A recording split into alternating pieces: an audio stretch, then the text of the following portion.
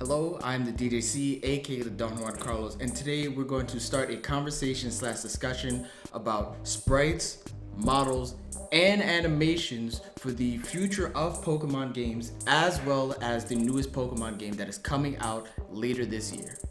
On another screen, I have all the information for this video, so if you hear a lot of clicking in the video, that is just me going through all that information, all the stuff on the other screen, and it'll be the same thing as you see in the video, but it's just going to be able to keep me on track and let you know what I'm up to. With that being said, let's get started. 2019. We already know that there is a Pokemon game coming out this year for the Nintendo Switch. Unfortunately, nothing got released in the Nintendo Direct, so we don't know any information about it, but one is definitely coming out this year.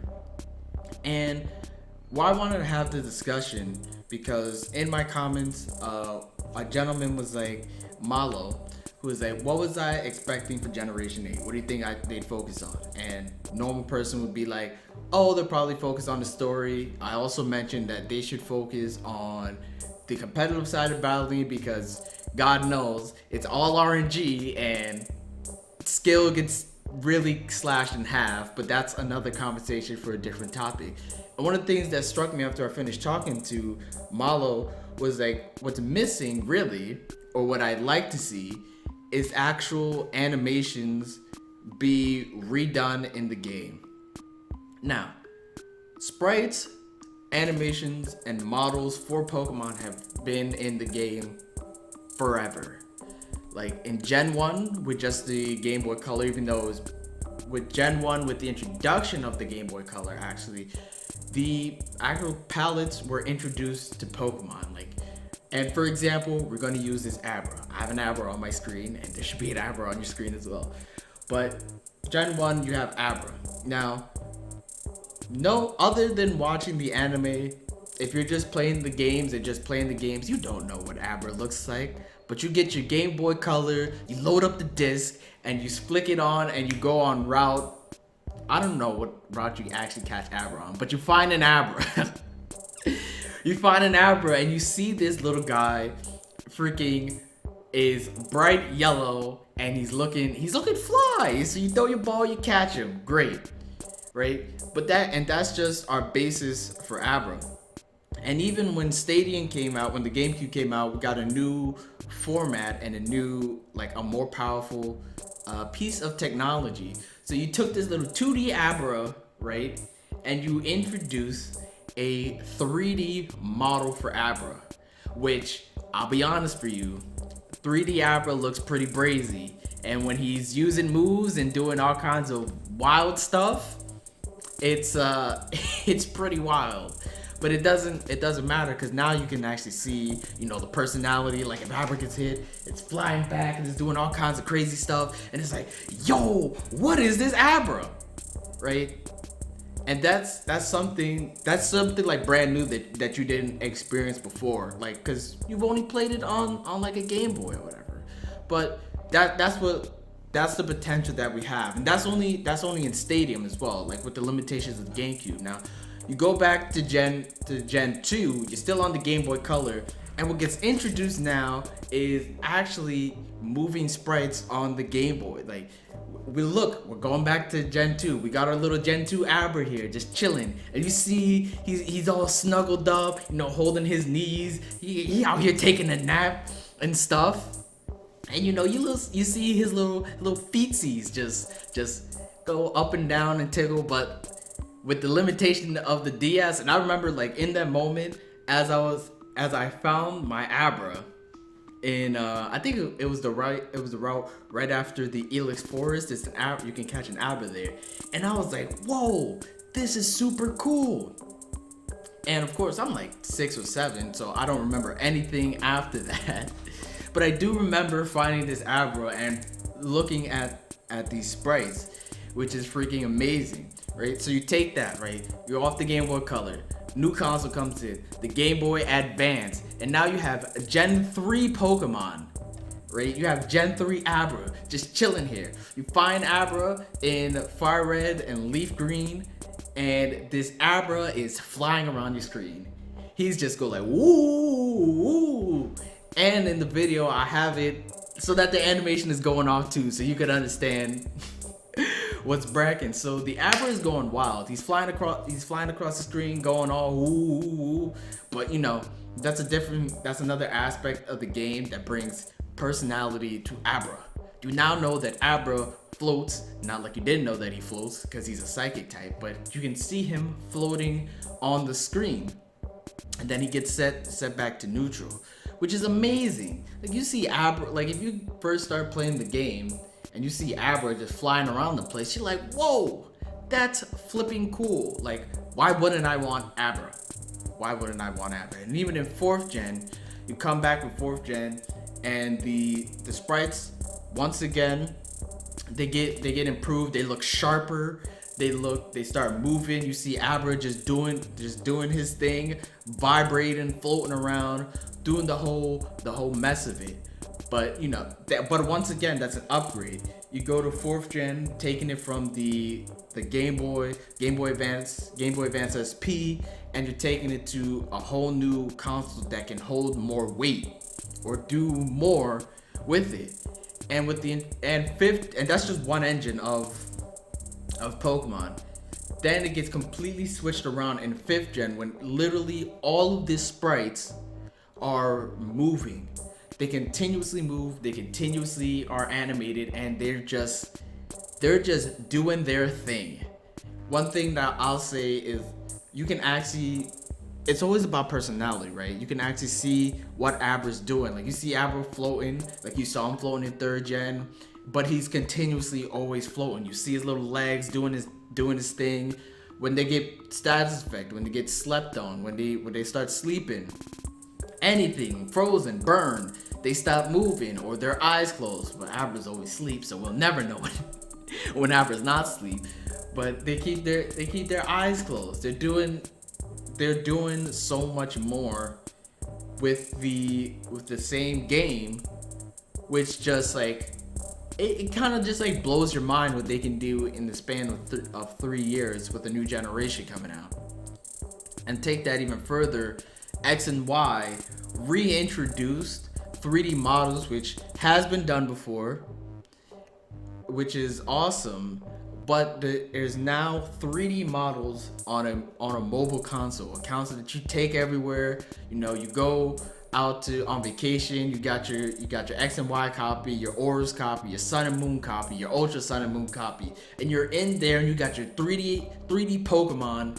Even if there is some lag in certain battles, but they are still 3D modeled alive and ready to go. And one thing that I actually skipped out that I forgot to mention is actually the 3rd gen era, the Game Boy Advance, Game Boy Advance SP, when Pokemon Coliseum and XD Gale of Darkness came out, which are arguably fan favorites in the community, which a lot of people hope for either get remade or redone, such onto the Switch, or a new trilogy comes out so that we can like actually complete the game. So there is now a trilogy in place. All right, so I will go back to why we need XD Gale of Darkness later, but back to 6th gen now, right? You now have your 3D models going great, and they're cool, and that's just it. Right there, they're cool. X and Y revolutionized once again the Pokemon games, and now there's 3D models, and I'll cut Aura some slack because it's still in the realm of 6th gen, so it'll be in the same realm. However, 7th gen, and with the introduction of Let's Go Eevee and Pikachu, nothing with models actually got changed. Like, one thing I'll say about the Let's Go Eevee and Pikachu models is that they're a lot cleaner, they're a lot more crispy.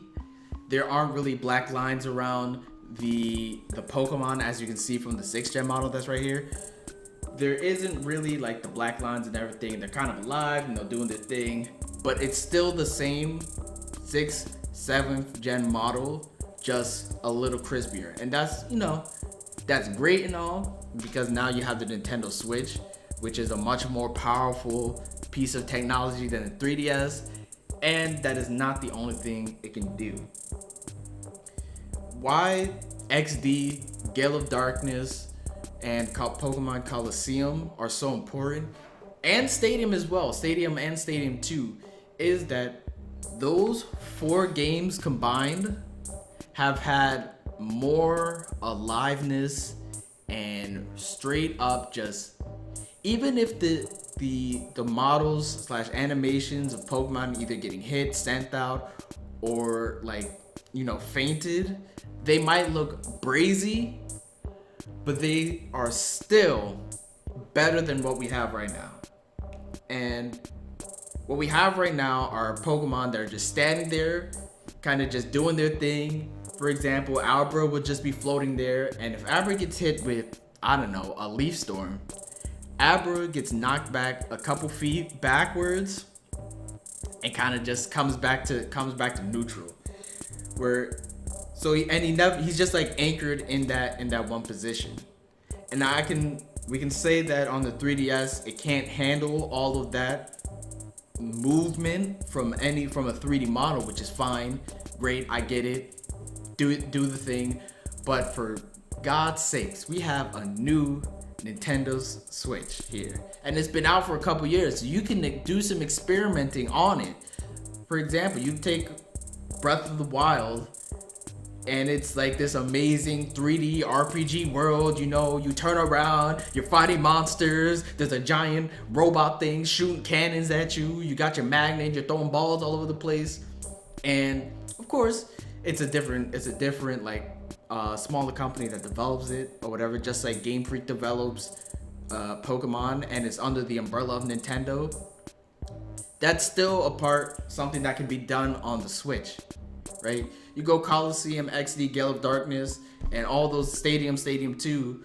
On the GameCube, you have freaking models flying all over the place. Like, you have a Kangaskhan using Mega Kick, and he flies across the screen, all like this disgruntled and disjointed and everything, and it looks freaky AF.